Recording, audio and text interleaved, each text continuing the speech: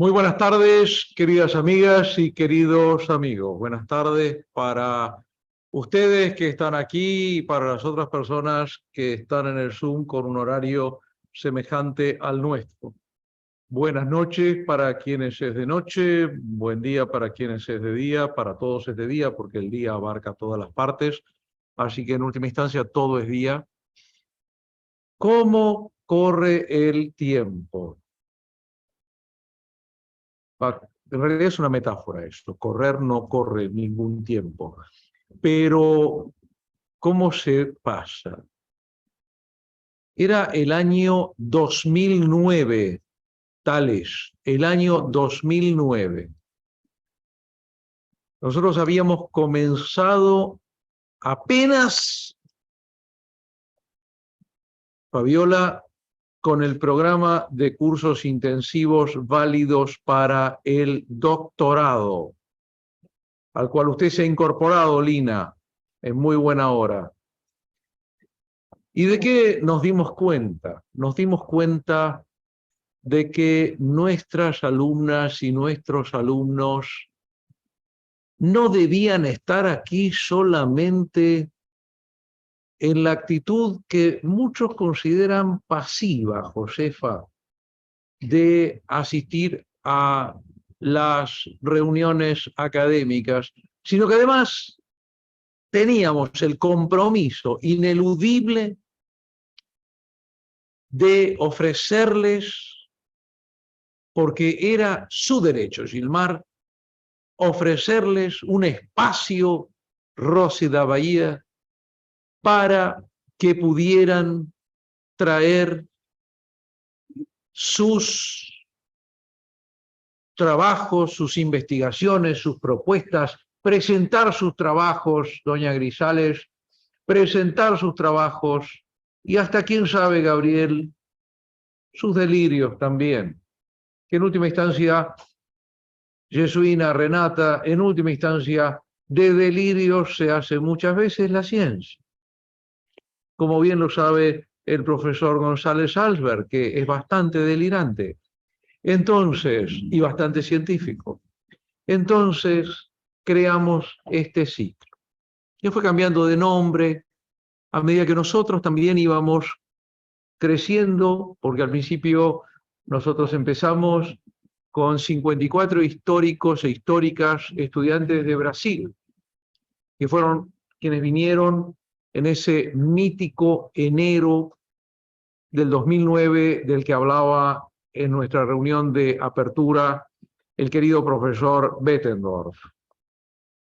Pero después enseguida se incorporaron, los siguientes países que se incorporaron fueron Chile, Colombia y Argentina.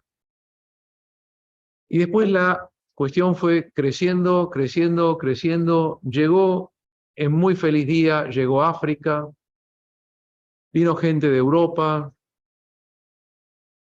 y se incorporó China. Y la cuestión fue creciendo, creciendo, creciendo y eran 42 países. 42 países. Y este ciclo, que desde hace varios años se llama Dialogando desde el Sur, porque es para todas partes. Ahí están ustedes en China, en África, era para todas partes, pero siempre va a ser desde el sur. Siempre va a ser desde el sur. ¿Por qué? Porque creemos acaso, Pablo, que el sur es mejor. No, de ninguna manera. Pensamos que nuestra cultura, querido Oscar, es superior a cualquier otra. Jamás, jamás. No, por Dios, lejos de nosotros cualquier idea, querido Rafa, de superioridad, de cualquier cosa por el estilo. Muy lejos de nosotros todo eso, muy lejos. Pero estamos. Como canta Joan Manuel Serrat, el sur también existe. Aquí estamos, aquí tratamos de ejecutar un modesto canto que se comprometa con la vida, con el futuro del planeta, con nuestra especie. Tal cual, tal cual, tal cual, tal cual. Hay que ir al sur para enamorarse, tal cual. Y podemos enamorar con la vida, querida profesora González Nieves, enamorar con el compromiso con la dignidad humana. Así es, y de eso se trata. Y la verdad es que pasados ya tantos años desde que creamos este ciclo, hemos cosechado tantas satisfacciones, tantos momentos inolvidables. Desde que empezó el Zoom pudimos comenzar a grabar los eventos. Antes no se podían grabar, no se grababan. Era muy complicado grabar antes. Pero empezamos a grabarlos, empezamos a subirlos a YouTube, empezaron a quedar, a tener visitas. Y es lo mismo que haremos hoy, seguramente.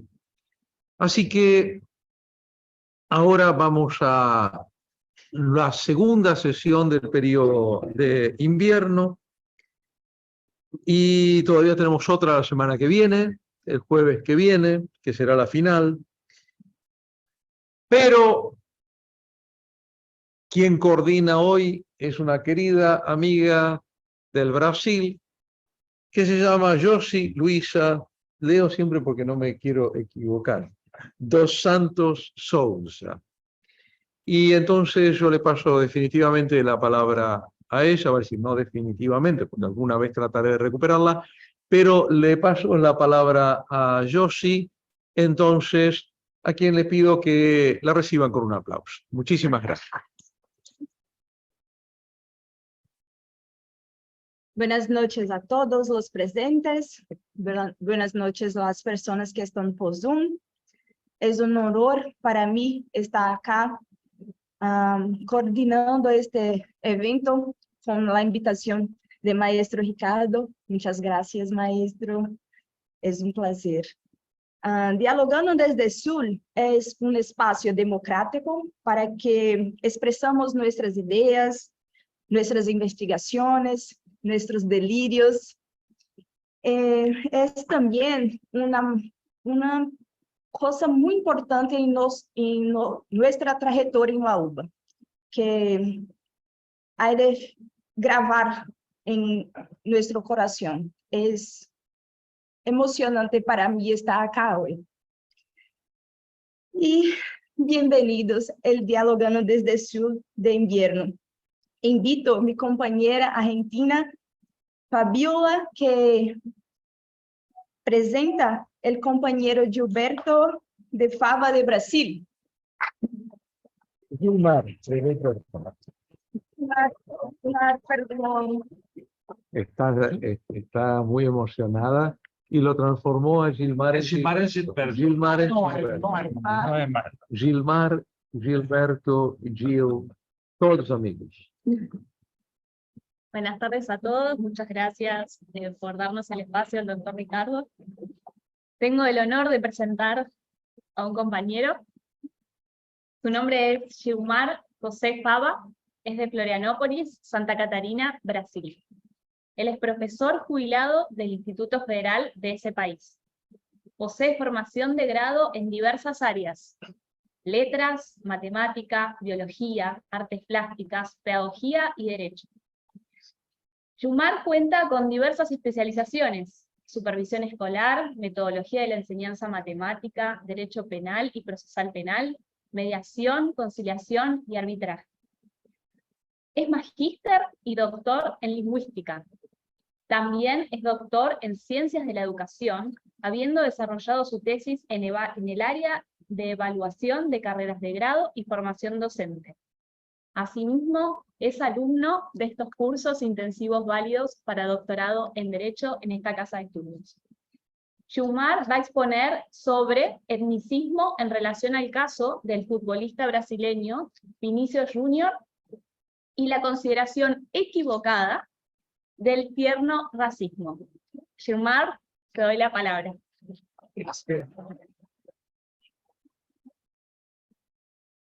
Muchas gracias a todos los colegas, a mi profesor Damián, que está acá, al doctor Ricardo.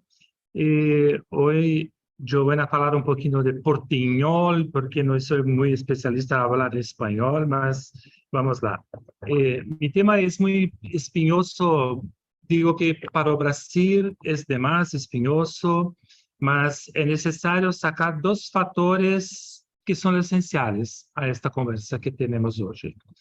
Primeiro, o discurso branco em relação com o consenso de ouvir falar do tema da etnicidade, que todos conhecem como la coricha racismo. ¿Okay? Enquanto, en primer punto, no está de más decir que este lugar de expresión es erróneo, pues los negros desde 1535 son seres humanos traficados y colocados bajo la égida de humanos negros sometidos a la orden y mando de humanos blancos. Y esto prevalece, aunque sean los negros actuales, sus descendientes, pero estigmatizados por esta supuesta subordinación, ainda hoy y relegados a la inimaginable clasificación por color de piel. Resalto una vez más que, aunque sea diciendo lo obvio, pero los negros fueron esclavizados de hecho y derecho hasta el 13 de mayo de 1888, en Brasil, que fue el último país a sancionar la ley de la abolición, libertad de los esclavos negros en Brasil. En segundo lugar, es el aspecto lingüístico del término conocido por la mayoría de la población mundial como conicha, racismo. Si bien es un término utilizado para el fenómeno de la discriminación sistemática, la segregación humana, pero es absurdamente inapropiado para el tema que involucra prejuicios étnicos. Raza y etnia no son sinónimos, no son sinónimos. Etnia es un grupo definido por el mismo origen, afinidad lingüística y culturales, mientras que raza, como distinción entre hombres, es concepto socialmente construido de que existen diferencias biológicas entre estos grupos étnicos.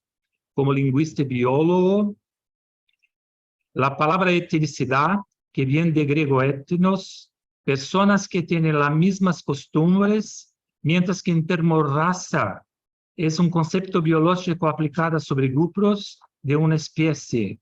De la especie humana no tiene subespecies en subcategorías, por lo que eso es absurdamente erróneo decir que existen diferentes razas humanas. ¿Ok? En sentido común, socialmente construido de que las diferentes razas corresponden a las características biológicas de los grupos étnicos, como la raza negra, cuya composición está conformada por quienes tienen piel negra, cabello rizado, entre otras características fenotípicas, y esta diferencia entre raza y etnia es pues que raza determina un grupo por características biológicas, mientras que etnia se relaciona con aspectos culturales. Sin embargo, varios estudios de la sociología, antropología y biología en el siglo pasado han contribuido a la desconstrucción de la idea discriminatoria del concepto de raza y tratan de decimar el término en términos de clasificación humana. Evidenciaron resistencia al campo de la hermenéutica jurídica o al derecho, porque mantiene la fuerza jurídica de tipificar como delito prejuicio étnico, como prejuicio racial, insultos racial y racismo. El idioma se utiliza como un factor principal para clasificar los grupos étnicos. Existe una gran cantidad de idiomas multiétnicos, por lo tanto, ciertas etnias son multilingües. Sin embargo, los grupos étnicos comparten una origen común y muestran una continuidad en el tiempo. Presentan una noción de historia común y proyecto de futuro como pueblo Y esto se logra a través de transmisión de generación en generación de una lengua, valores tradicionales y muy varios casos de instituciones comunes. Finalmente, el uso del término prejuicio racial ha venido a significar todos y cada uno de los juicios le determina una misma raza y etnia por considerarla inferior y menos capaz, comenzando por el propio término racismo, utilizado como instrumento de desprecio por parte de las personas que tienen el color negro como el color de la piel. Quisiera señalar aquí que los académicos, doctores y comunidad académica no se encuentran más termo racismo y consideran que en el contexto de la academia el término correcto es prejuicio étnico y etnicismo como argumento a utilizar en el ámbito académico. Dicho esto, ahora traigo a luz de la exposición de más destacado un caso de Vinícius Júnior, futbolista brasileño que es casi emblemático para la sociedad, para la hermenéutica del derecho y el poder judicial. Este último, como lugar donde el resultado del debido proceso legal culmina en una anemostación a quien transgrede el límite de la legalidad y convierte en persona al margen de esta sociedad como castigo. El detonante de esta crisis llegó en el partido de fútbol entre Valencia y Real Madrid en 2023, cuando el jugador Vinícius Júnior decidió no quedarse calado ante los insultos que recibió y além de otras épocas anteriores también. Otros momentos de la ilegalidad étnica discriminatoria se llevaron a discurso de vitimismo del ofendido como forma de minimizar la discriminación y la descriminalización del acto de prejuicio étnico. O caso que este levantamiento, sofocado por Vinícius Júnior, llevó a la comunidad internacional a una insurgencia generalizada, existiendo acciones a través de las redes sociales en todo el mundo, que los pocos días cuyas acciones se debieron y presiones recurrentes sobre el presidente além del presidente de la Liga, Javier Tebas, con la disculpa e incluso detenciones de los aficionados identificados por las redes sociales y apartados de la sociedad para responder de los delitos de prejuicio étnico que se le imputó. Resulta que el deporte especial de fútbol, ya que hay muy gente en los estadios de fútbol donde se enfrentan las asociaciones esportivas, este volumen de personas utiliza el evento deportivo como una cortina de humo para la práctica de los prejuicios étnicos, rinchas, llamadas deportistas en estadio de fútbol de todo el mundo. Pero el caso que la reacción de Vinícius Júnior fue la marca necesaria para frenar esta práctica delictiva de prejuicio étnico. Aliado a esto, foco de estudio, uno de los elementos a cuidar de este estudio de caso, le sustenta en lo aporta de Foucault al abordar el racismo del Estado como estrategia biopolítica, donde la fragmentación de lo biólogo van acompañada de la oposición binaria entre las razas que fueron estrategias utilizadas por los pueblos europeos durante la conquista colonial. No hay forma de relacionar el racismo de Estado en Conicha con la formación de los estados modernos, cuya directriz racista, Conicha nuevamente, es reapropiada por el poder de hacer vivir que lo puede representar una contradicción, pues la justificación es la continuidad de ejercicio del poder, del muerte, sobre sectores indeseables de la población, en este caso de los negros de hoy, ya que es racismo de Estado, puede ser considerado con una estrategia para ejercer el poder sobre el cuerpo social.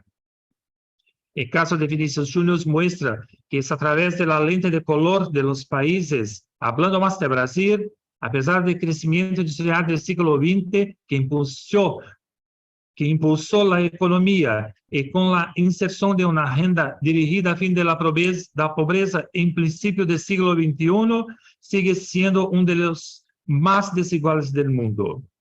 Las trayectorias históricas que surgen de sociedades marcadas por siglos de esclavitud plantean importantes obstáculos para el avance de la igualdad. La afirmación de una sociedad de individuos igualados por el reconocimiento civil y ciudadano, así como por la redistribución operada por las políticas sociales, encuentra resistencia. Dilo Mário Teodoro en el libro Sociedad Desigual, Racismo y Branquitud en la Formación de Brasil. El racismo que estructura es estructurado por las razones sociales, optimiza la desigualdad, alimenta el epistemicidio y produce relaciones basadas en una apreciación del color como mecanismo de distinción y mediación entre capaces e incapaces. El etnismo y sus múltiples manifestaciones están tan impregnadas en las relaciones de la democracia si la descriminalización de los actos etnicistas previstos por la ley que minimizan los episodios de discriminación y prejuicio étnico, afirma Teodoro. Y también señala que la naturalización de la barbarie que comenzó con la masacre indígena y la presencia de la esclavitud en nuestra formación como nación siempre permaneció cerca de la sociedad brasileña y se reproduce en la historia actual. Dilo Teodoro, personas vistas como objetos de explotación descaracterizadas de la condición de la humanidad, victimizadas por la falta de conmiseración, alteridad e empatía, todo eso fue incorporado a la ideología del funcionamiento de la nación. La pirámide social, como se describe la estructura de la sociedad brasileña, expresa muy bien el mutinamiento de las jerarquías raciales existentes desde el periodo de la esclavitud, tal como se presenta a partir de las perspectivas de la colonialidad del poder. El crecimiento económico experimentado entre 2004 y 2014, que contribuyó a que Brasil saliera del mapa del hambre y de la Organización de las Naciones Unidas, ONU, a través del avance de lineamientos destinados a la reducción de la pobreza, la creación de empleo, el aumento de ingresos mediante el aumento del salario mínimo y la implicación de los programas de protección social y combatir la inseguridad alimentaria. Hicieron de Brasil una nación menos empobrecida, pero incapaz de reducir las desigualdades entre negros y blancos. Las desigualdades sociales étnicas que comenzaron cuando hombres y mujeres negros fueron capturados en su patria en Brasil, despedazados, se mantienen hasta el día de hoy. Para combatir el arraigo del etnicismo de la sociedad, las medidas encaminadas a minimizar las desigualdades económicas y sociales son insuficientes. La justicia social no garantiza la justicia racial. Esta última solo será viable a partir de una construcción de una agenda que la justicia de la reparación y la restitución de los derechos de la población negra entre el centro de debate y la implementación de medidas concretas que involucran a las tres esferas de gobierno, agentes institucionales y movimientos en defensa de la igualdad étnica. Ahora invito a nuestro compañero Oscar de Colombia, que presenta Renata Pereira de Brasil.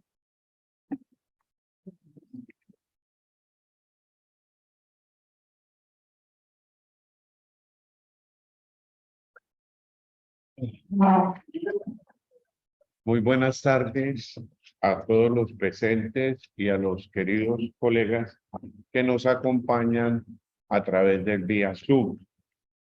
Es un verdadero honor para mí que el profesor Rabinovich me haya tenido en cuenta para hacer la presentación de nuestra colega, la querida Renata Pereira Echetini, quien es abogada egresada del Centro Universitario de Minas Gerais, abogada laboralista, quien a la fecha se encuentra con nosotros cursando estos cursos, valga la redundancia, intensivos, válidos para el doctorado de nuestra querida Universidad de Buenos Aires.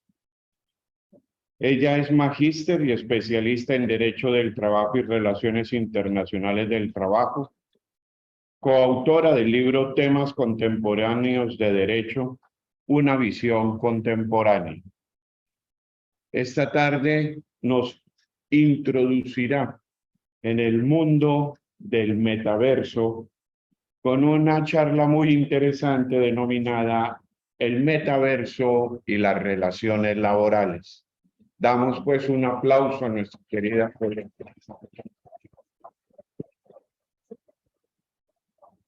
Buenas tardes a todos. Muchas gracias por comparecerem aqui hoje, presencialmente e por Zoom. Muchas gracias, querido Dr. Ricardo, por elegirme para esse grande evento de cambio multicultural e intercultural, que es Dialogando desde el Sur.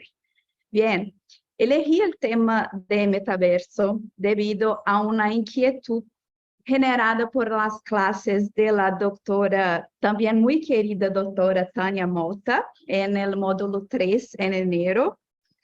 Y también tuve unos buenos cambios de ideas con mi colega Jesuína acerca del metaverso debido a este curso.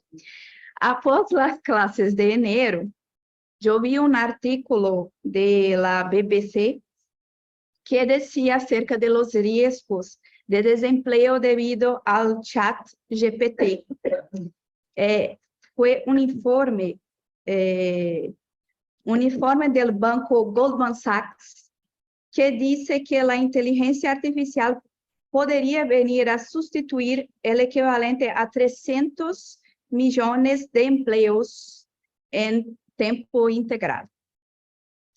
Y bien, ese avance de tecnologías nos hace repensar nuestras percepciones ya establecidas en la sociedad, porque hay cada vez más una mezcla entre máquinas y personas, juntos pensando, trabajando, organizando, en fin, actividades que antes solo eran posibles por lo esfuerzo físico o mental de las personas. Hoy hay un hibridismo entre máquina y hombre. Las plataformas digitales crean nuevos usos en innumerables segmentos, generando muchas veces servicios más ágiles, más seguros y más precisos. La inteligencia artificial también está actualmente presente y siendo utilizada en muchas herramientas como un simple corrector de texto, un identificador de rostro, de voz, como Alexa y Siri, sistemas como ChatGPT, que se puede definir como un facilitador de información. Toda esa turbulencia de la información hace que nuestro imaginario y nuestro cotidiano sea desafiado diariamente a reconfigurar las prácticas sociales. De ahí se nos presentan muchos problemas y debates, sobre todo acerca de la necesidad de regulación, de la legislación aplicable para el uso del metaverso en las actividades cotidianas. El metaverso es un término que apareció en la década de 80 con el libro Snow Crash de Neil Stephenson, que trataba de la posibilidad de se acceder a una especie de realidad paralela. es una realidad cibernética y el metaverso es una plataforma digital diferente de su precursor, que era una aplicación web que se llama Second Life. Y como plataforma, trae soluciones y aplicaciones desarrolladas especialmente para esa plataforma. Tenemos juegos, soluciones empresariales, aplicaciones de soporte, de educación, etc. Mark Zuckerberg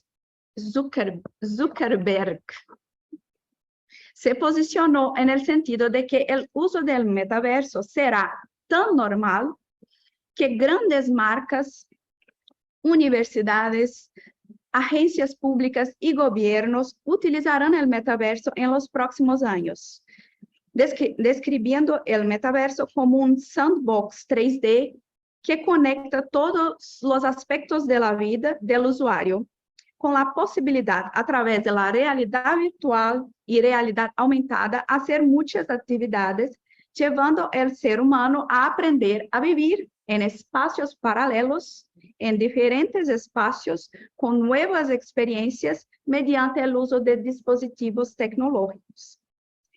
Puede-se decir que lo real y lo irreal pasan a coexistir.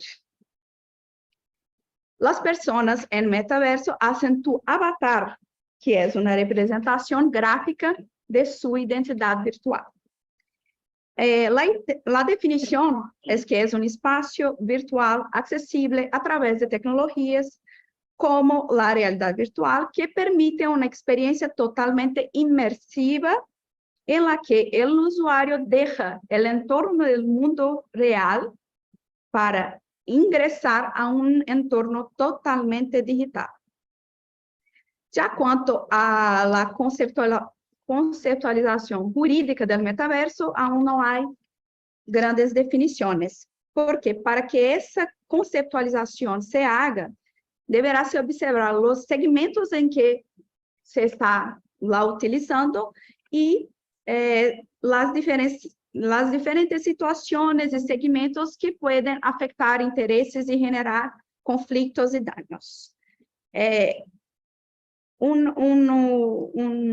autor, Dweebet, por ejemplo, dice que los dilemas morales actuales y existentes en el mundo real también se reflejarán en el metaverso y deben tratarse de la misma manera o de forma similar a los que ya se encuentran actualmente. Bueno, en el escenario laboral, como dije há pouco, el cambio del mundo del trabajo desde el impacto de las nuevas tecnologías puede traer riesgos y también traen diferentes dimensiones. Una cuestión que surge es respecto a la supervisión y control de tareas. Se puede suponer que el trabajo a distancia, antes atípico, debido al lugar onde se prestan los servicios, se flexibilizó, se popularizó con la evolución da tecnologia e também com a pandemia. E vai se desarrollando cada vez mais em sentido a um multiverso. Nesse sentido, o controle del empleador pode se tornar mais e mais efetivo e direto, com um contacto mais próximo a seu empleado, que estava totalmente distante em teletrabalho, e com maiores possibilidades de controle e supervisão. Outro ponto que se pode pensar seria a liberdade de expressão quanto à liberdade de criação de seu avatar, de sua aparência física, seu gênero, sua idade, porque se pode pensar que os avatares podem generar actos discriminatórios quanto à sua aparência. Também, ou seja, se o empleador direciona qual será a aparência de seu avatar, ele pode tanto generar perjuízo, porque está definindo uma padronização, como pode evitar perjuízos se determinado avatar si todos son parecidos, no hay diferencias y no hay daños. Son las dos posibilidades que se crearon en mi cabeza. Bien. También en ese sentido, el jugar de la prestación de servicios también genera distintos entendimientos, pues, ¿cómo se va a elegir cuál legislación se va a aplicar? En el metaverso es posible ocurrir la interacción de varios trabajadores, uno en cada parte del mundo, y por tanto se cuestiona cuál legislación es aplicable. El marco sindical también tiene en cuenta el hogar de la prestación de servicios. No se puede olvidar que el avatar no tiene autonomía, está siempre detrás de un ser humano. No, el ser humano está detrás de nosotros. Sí. Bien. Rodrigo de la Cerda Canelli menciona que el trabajo nunca se realiza en un mundo virtual, siempre se realiza en un hogar real, por una persona real. Ahí se puede también pensar en situaciones generadas por problemas de acceso a la plataforma del metaverso, problemas de transmisión o la caída de la red de internet por uno de los trabajadores, que se desvanece de repente del entorno virtual de trabajo y cómo se va a tratar esos casos. Se va a descontar, caracterizar con una falta del empleado o no, se va a relativizar. Sí. En otra mirada, ainda, el trabajo y acceso constante al metaverso puede generar grandes problemas de salud, pues el trabajador estará siempre en una situación de excesivo aislamiento personal y real. De hecho, ya se encuentran casos y hay una creciente de casos de depresión y otras desórdenes mentales en aquellos que están siempre conectados. Otro punto a se discutir es el cambio de la legislación por el modo de pago, ya que la tendencia en el metaverso será el pago de la remuneración por criptomonedas. Es una tendencia, no lo sabemos si así será. A ejemplo de Brasil y Argentina, esos países poseen artículos en las leyes laborales con obligación de hacer el pagamento de salarios con monedas nacionales. Entonces, si eso se torna realidad, tendremos que alterarlas. También me gustaría llamar la atención de ustedes para el acoso laboral. Hubo un caso de una violencia sexual en metaverso, no, sin relación con trabajo, pero fue una violencia sexual en metaverso. Y de ahí la empresa do metaverso se manifestó en el sentido de que habrá una distancia entre los avatares de aproximadamente 1,2 metros para que se evite contacto físico entre los avatares. Pero aún tenemos que tener en cuenta que el acoso no es exclusivamente sexual, puede ser moral y en el metaverso también tenemos ese riesgo. ¿Sí? Bien. Ya estoy. Creemos que en la próxima década será una época de cambios y transmutaciones sin precedentes, donde la tecnología jugará un papel clave en todos los aspectos de nuestras vidas, pero también traerá desafíos para la sociedad. La clave es implementar tecnologías inovadoras para garantizar un futuro más seguro y saludable. El metaverso permite, portanto, que las personas lleguen a lugares que no podrían, sea por razones económicas, dificultades de movilidad física, logística. El metaverso va a ayudar mucho en cuestiones de resgate, en fin, diversas situaciones. Facilita a exploración de lugares de difícil acceso, enriquece la ciencia y nuestro cotidiano, ¿sí? Bien, algunos puntos de cuestiones. Sé que solamente traigo preguntas, no traigo respuestas, pero son situaciones que yo creo que van a cada vez más se cuestionar y se traer para a realidad, porque vamos cada vez más caminando para eso. Entonces, son essas as perguntas que dejo para vocês. Muchas gracias. Ahora invito Cláudia Juliana, de Colômbia, que presenta Jesuína Albuquerque, de Brasil.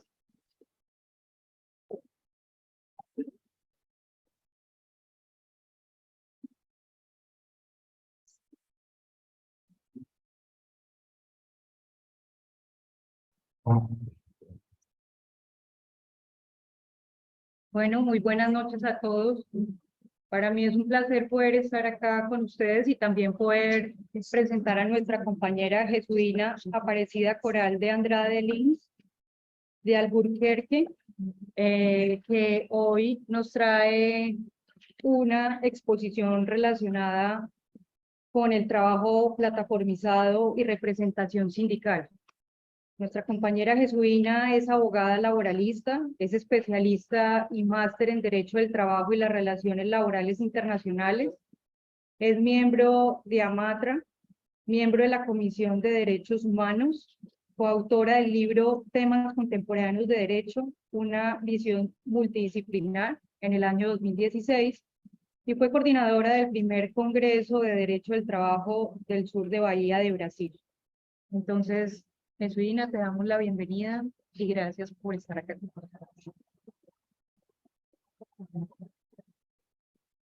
En primer lugar, agradezco una vez más a toda la estructura de la universidad y en especial al doctor Rabinovich, que permite que cada módulo se lleve en agenda temas que pueden sembrar, disculpe la portuñol, sembrar al menos una semilla de idea de acción en cada uno de nosotros como ciudadanos, personas que actúan en el derecho, porque como él mismo mencionó el lunes, en fin, en otras palabras, no vas a hablar solo en esto, porque no se trata solo de la facultad de derecho, sino de más acciones, más actos, conductas e intercambios de ideas, y así cambiar quizás, tornar un mal estado por un mejor. El tema expuesto hoy aquí es un tema iniciado para estudio de una posible tesis y creo que es de interés para los presentes como de todos los otros temas, porque habla de una capa de la sociedad trabajadora totalmente desamparada en sus derechos, los trabajadores de los APPs, conocidos como trabajadores llamados en plataforma o conocidos como uberizados. Entendemos que es importante un breve comentario sobre el tema por su contemporáneo, su global y su potencialización de derechos olvidados de esta clase que a través de la estructura económica liberal, el avance tecnológico, los residuos dejados por la pandemia del COVID-19. Es necesario señalar como enfoque particular la urgencia de un modelo de regulación efectivo, cuyo único objetivo es neutralizar la precariedad de trabajador plataformizado. El neoliberalismo, que en el ámbito laboral defiende el aumento de la movilidad de capital y aprueba la flexibilización de trabajo, se ha ido extendiendo, produciendo subjetividades basadas en individualismo y la competencia como resultado de subjetividades basadas en individualismo y la competencia como resultado de medidas políticas y económicas en detrimento de los derechos fundamentales de las personas y el trabajador. La política neoliberal, al incentivar la flexibilización de los derechos de los trabajadores, no resuelve el problema económico del país, no incentiva el mercado, ya que los trabajadores sin derechos, sin indemnizaciones, no mueven la circulación de capitales. Por el contrario, fomenta el trabajo precario, carente de seguridad jurídica. En línea con la comprensión asertiva del Dr. Matías Cremont, es un error, porque lo que crea o genera empleo es el sistema político económico y no el derecho. La política económica es lo que dinamiza el mercado en varios sentidos. No importa si hay una relajación de las restricciones. Se necesita, sí, una política estratégica para aumentar el número de puestos de trabajo. Cronológicamente, esta sorprendente externalización política y económica del neoliberalismo utilizó como fuerza motriz, ¿sí?, para su plena implementación en mercado tres ítems. La crisis mundial instalada por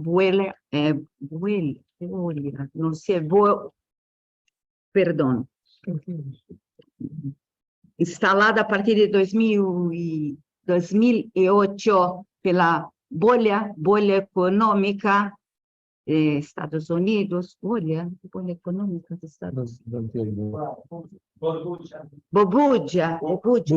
Burbuja econômica de 2008, sim. El inicio del siglo XXI con una mejor inserción tecnológica en todos los sectores y finalmente contó con la propagación del COVID-19 que se tradujo en numerosos despidos laborales.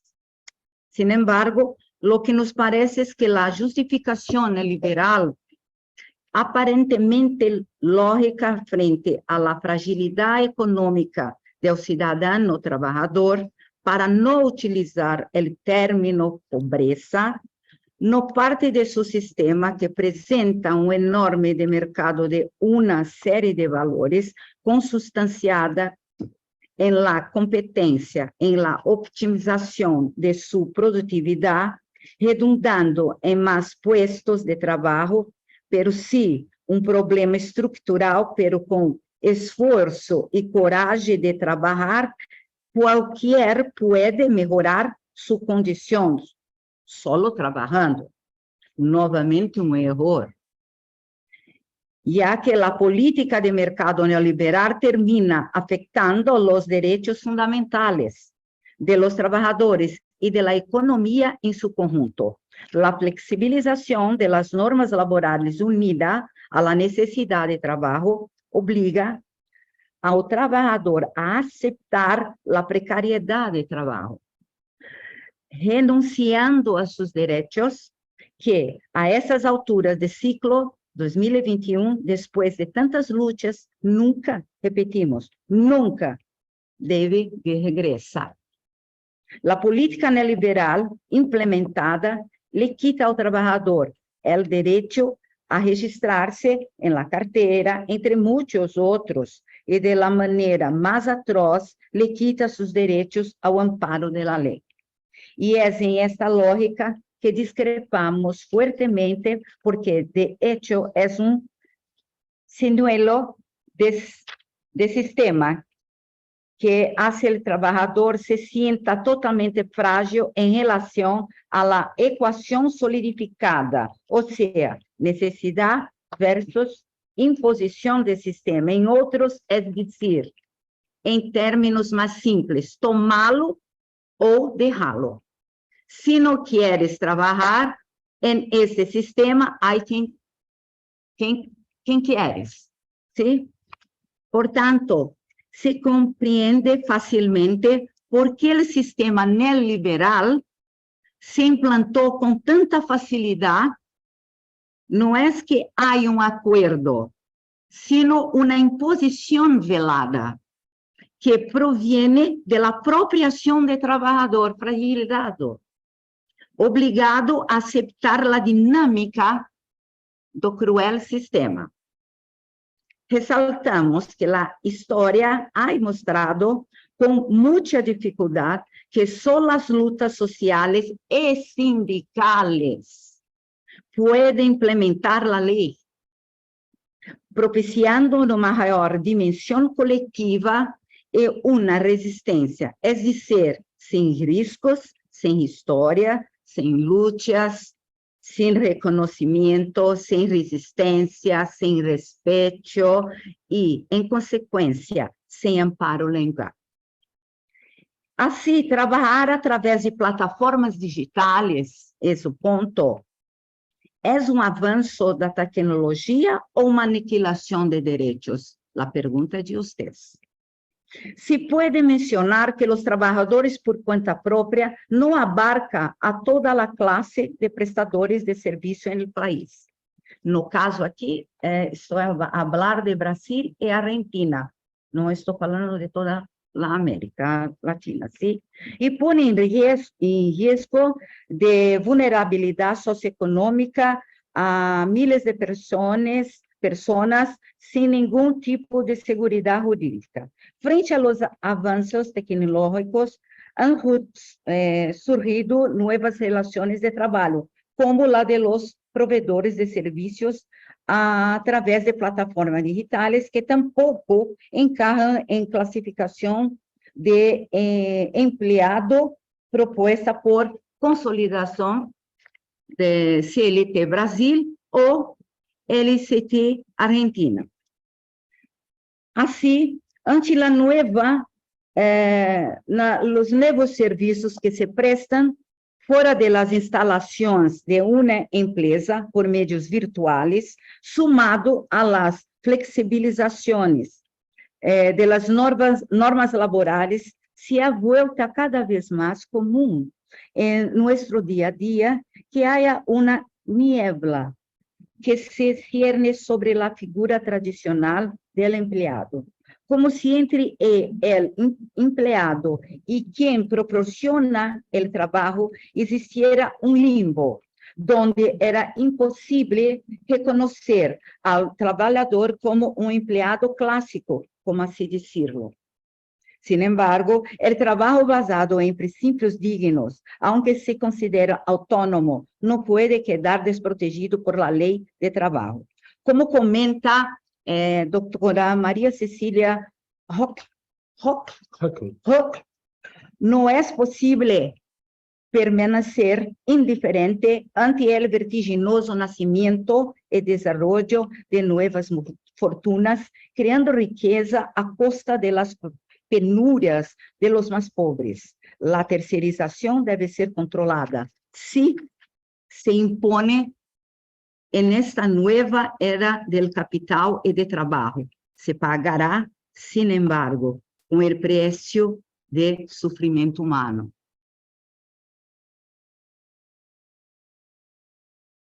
No es posible. Entonces, ahora, falei que não ia dar, falei que ontem cortei tudo, cortou. Entonces, gente, perdones, vou para conclusões. Enfim, cortei tudo. No queda tiempo. Então, afinal, enfim. Bueno, tampoco es la muerte, vamos. Vamos. A fuerza. Un minuto más. A Pero guilhotina. no pierdas más tiempo. Não dá. A conclusão. A Declaração Universal dos Direitos Humanos, em seu artículo 23, inserta el derecho al trabajo con un derecho humano, la dignidad de la persona humana, está ligado al trabajo decente en condiciones de trabajo justas y favorables, ya que la protección contra el desempleo.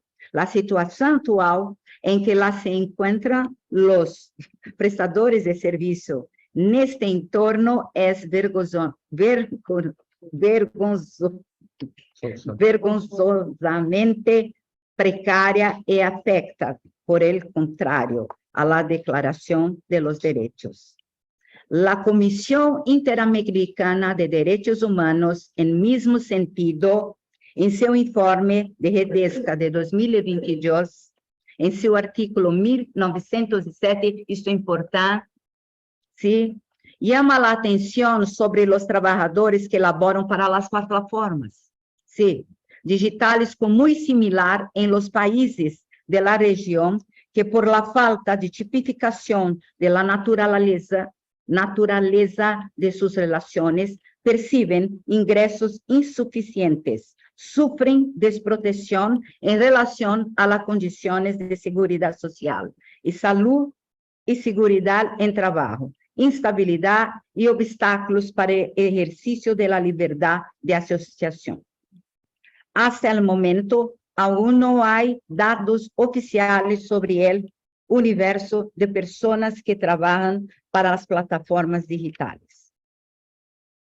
Podemos concluir, a la vista del breve artículo, que no contó todo, que la clase obrera enfoca, que no do, entre las deficiencias del mercado laboral, el avance tecnológico y la imposición reglada de normas tiránicas y castradoras que impiden el mantenimiento de trabajo digno, optan para su subsistencia por la prestación de servicios plataformados, sabiendo que estos no les garantizan ninguna seguridad jurídica. Sabemos que hay que contener los actos antisindicales que están creciendo rápidamente dentro de las empresas, cuyo objetivo es dificultar la organización de trabajadores y sindicatos.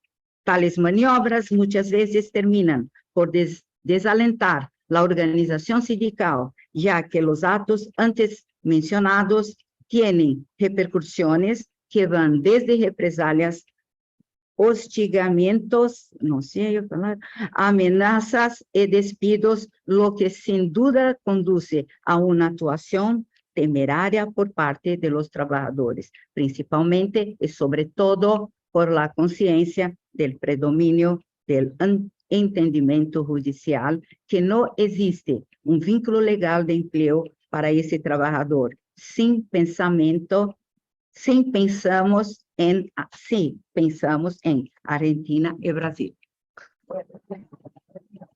Y Ahora invito al compañero Pablo de Brasil, que presenta Josefa Nascimento de Brasil.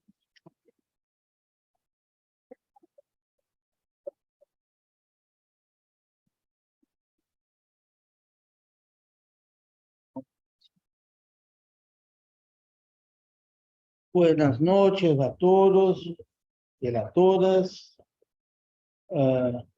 Gustaría de empezar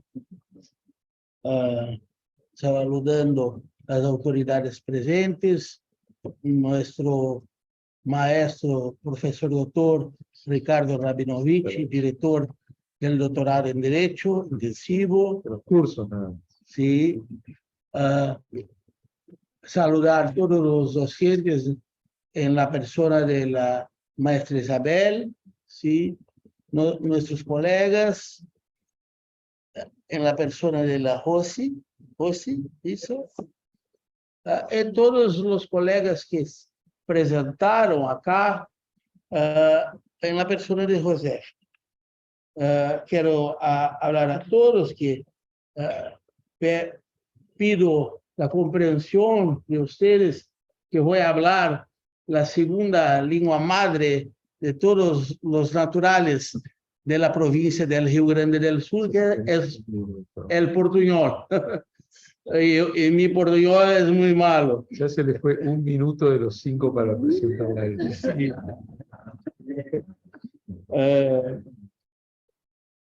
y segundo, agradezco a Dios por la oportunidad de estar aquí entre tantos amigos y al doctor Ricardo Rabinovich por la invitación para Preséntela ahí. presentar a nuestra sabia colega Josefa lo que me llena de honor y alegría. Aunque ya estamos a una solemnidad legal, jurídica, hablaré con mi corazón. Estoy haciendo mis 2 primeros módulos de doctorado en UBA, Se le fue- pero ya me declaro encantado con todo, profesor. Gracias, porque- se le fueron 2 minutos de los 5 que tiene para Sí. presentarle. Por la maravillosa y enriquecedora diversidad de mis colegas de toda Latinoamérica e incluso del Lejano Oriente. En fin, estoy encantado con todo. Dito eso, voy a presentar nuestra colega Josefa Florencio do Nascimento, a qual possui graduação em Direito pela Universidade de Ibirapuera, especialização didática e metodologia do ensino superior, mestrado em Direito pela Universidade de Ibirapuera, também tem graduação em processamento de dados, uma expert em computadoras, portanto, e pós-grado em engenharia de software por la Universidade São Judas Tadeu, em Brasil. Atualmente, a Josefa é conciliadora do Tribunal de Justiça do Estado de São Paulo, onde também exerce a funcionalidade de juíza de casamento. Antes hablávamos juíza de paz.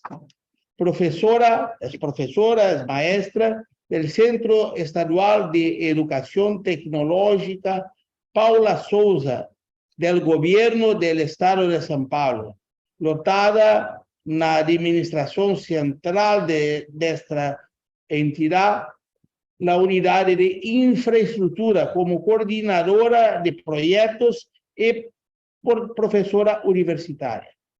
Ella ministra aulas de Derecho, curso de Comercio Exterior en la FATEC, que es otra universidad en Barueri. Y tiene experiencia en la área de Derecho con énfasis en Derecho Civil, Responsabilidad Civil, contratos, Derecho Empresarial, Derecho del Consumidor, atuando principalmente no tema métodos de solución de conflitos. Y hoy nuestra colega estará explanando sobre un importante tema, cual sea la restauración de la relación negocial en el medio empresarial. Josefa, la palabra con usted.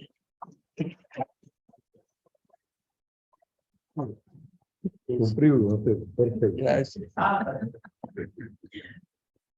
Boa noite a todos e a todas. Boa noite, doutor Ricardo. Cumprimento a todos que estão assistindo, à distância também.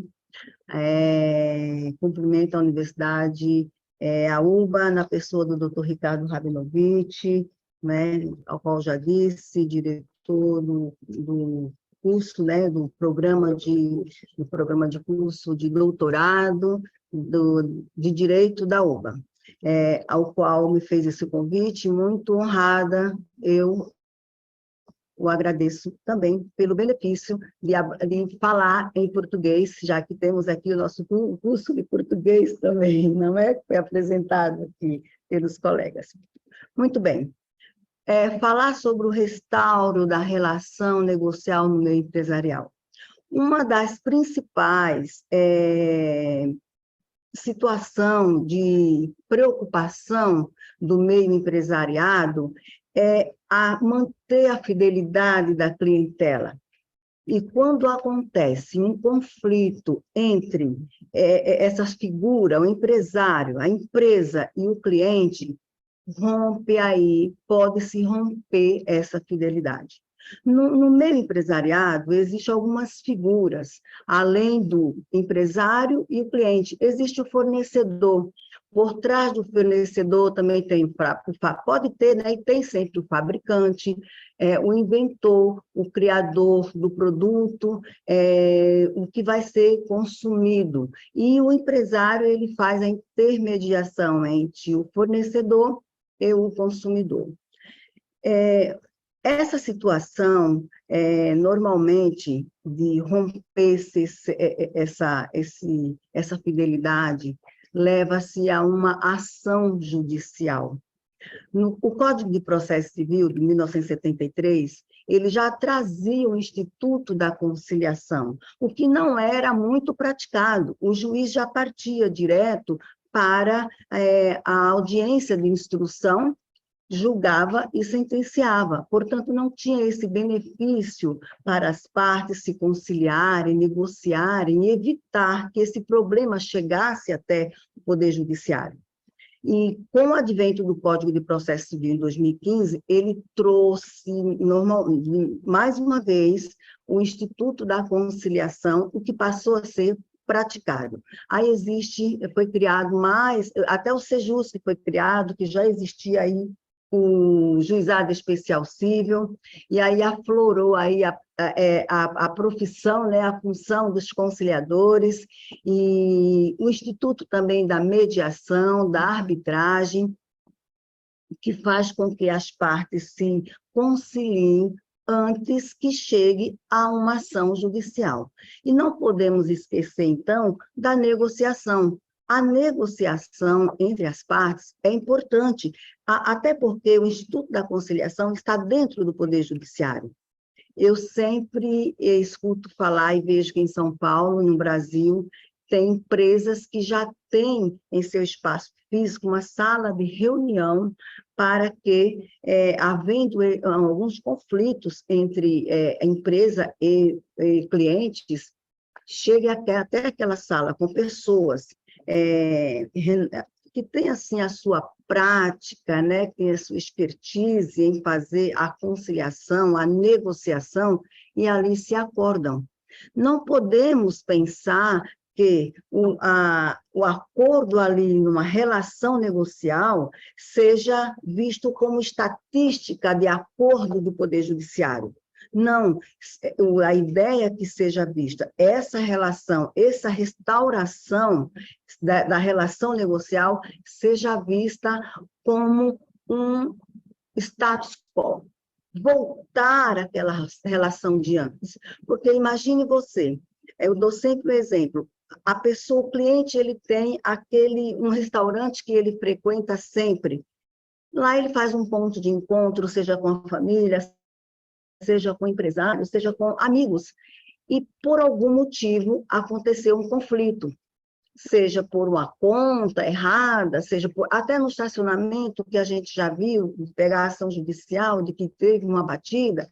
Então, veja bem, no carro da pessoa, a ideia é que não precisa levar essa situação até o Poder Judiciário, e se assim for, que seja pacificado o conflito.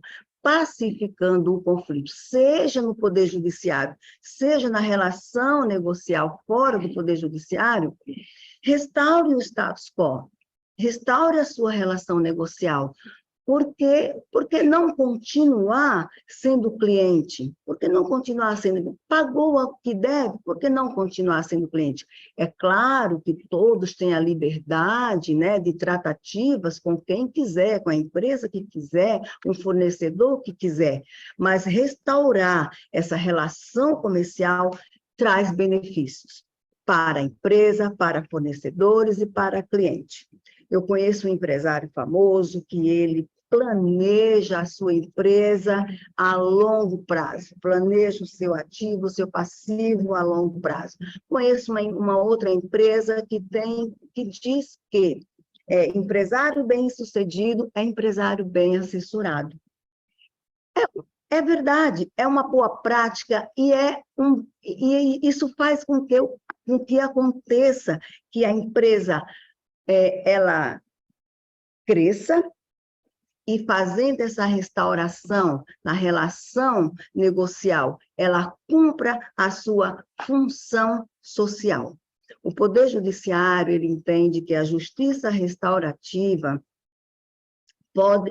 pode ser entendida, compreendida como a busca da solução dos conflitos através do diálogo e da negociação.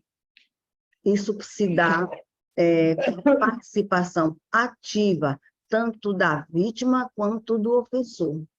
Isso na esfera criminal. Na esfera civil, tratamos como restauro da relação negocial entre as partes.